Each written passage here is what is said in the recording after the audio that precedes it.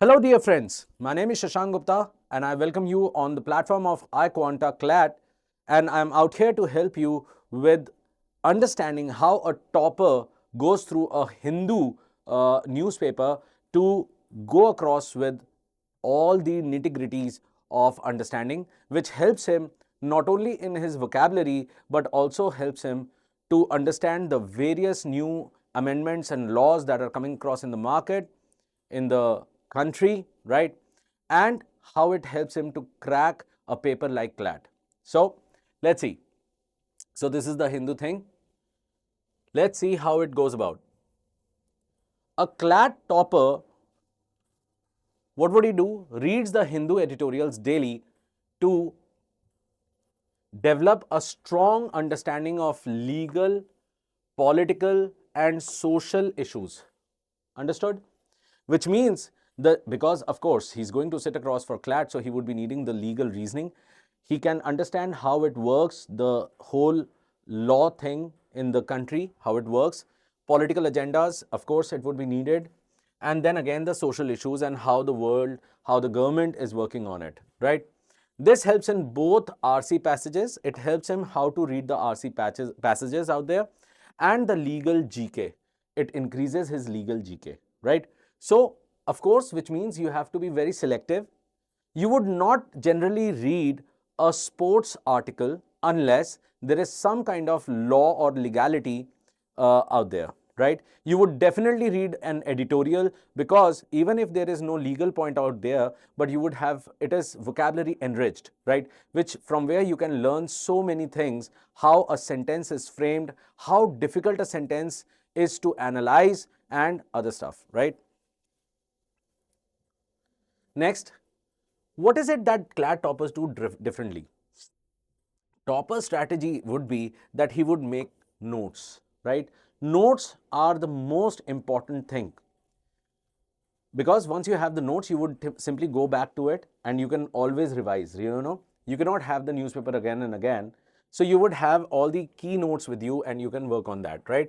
Of every editorial's key points, the legal implications, whatever the legal implications are, which helps ace the legal reasoning and GK sections. Understood?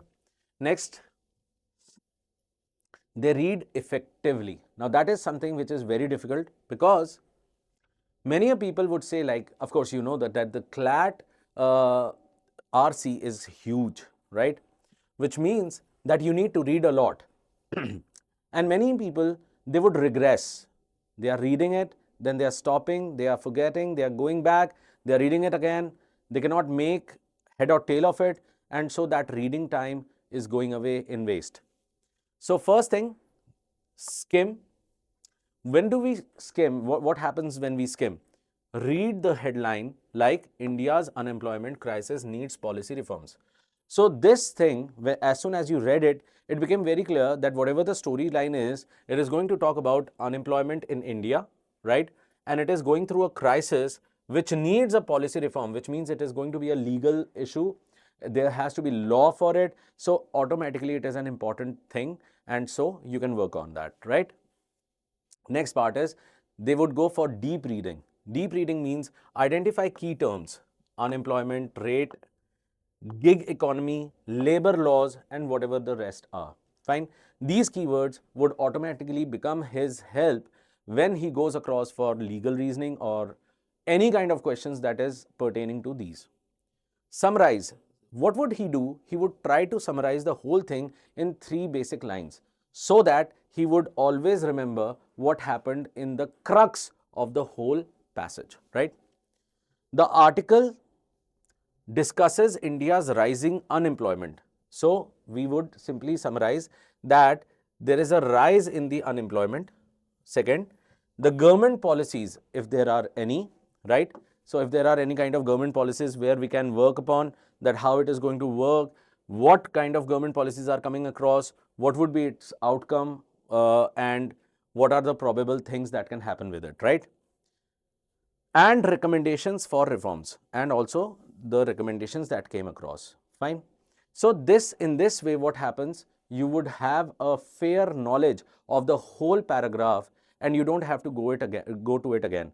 Moreover, your topics, when you have those things coming across, you can simply pin those pages and the notes, and you can always go back to them and read the anything that you want to study about unemployment or anything that was there, right? Next, a topper shall take notes while reading. So a topper is not going to rush, he's going to take the notes. Remember one thing, when you do this kind of an exercise, what happens after that, there comes across your mind, you actually train your mind that every time it reads something, it would try to make notes out of it. Understood? Many a time, once you have practiced a lot, it would happen to you that you don't have to write anything again. It would simply become in the same structure of topics and subtopics in your mind, and you would be able to work on that. Understood? Let's see. So maybe there was an article out there, and from there we are taking the notes. So it is in the form of some kind of phrases, sentences which we can use. Topic was Supreme Court on Sedition Law. Okay.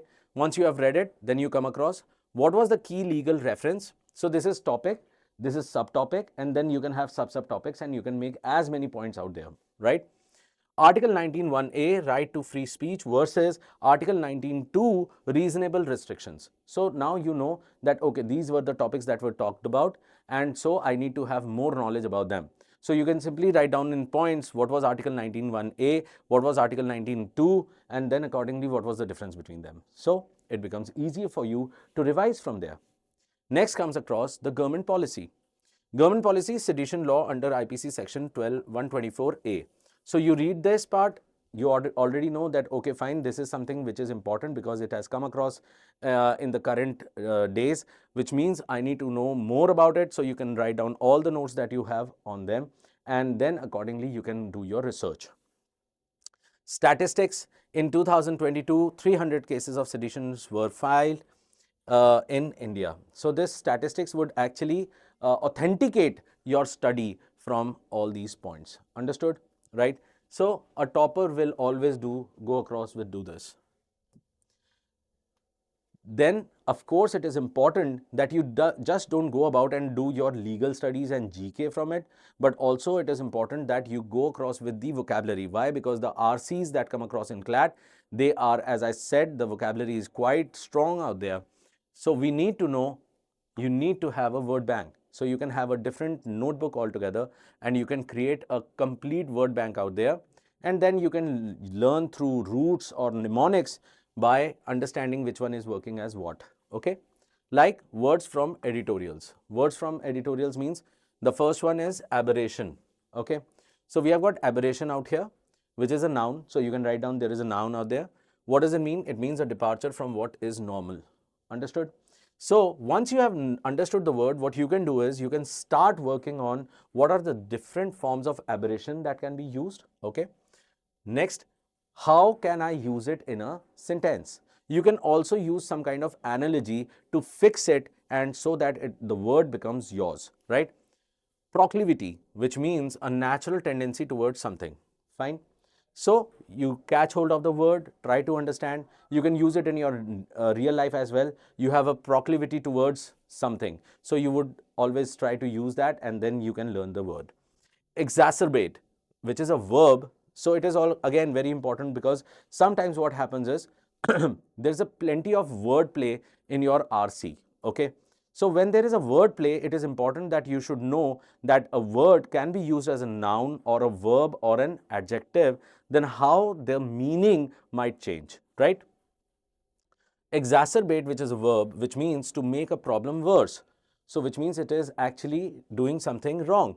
It is actually worsening the situation. So you can use this and then go about, and again, as I said, analogize, use it with something so that it becomes a part of your daily usage. Understood? And lastly, and most importantly, a topper shall never fall prey to what? Reading without understanding. Because it is just a waste of time. You're just going through it.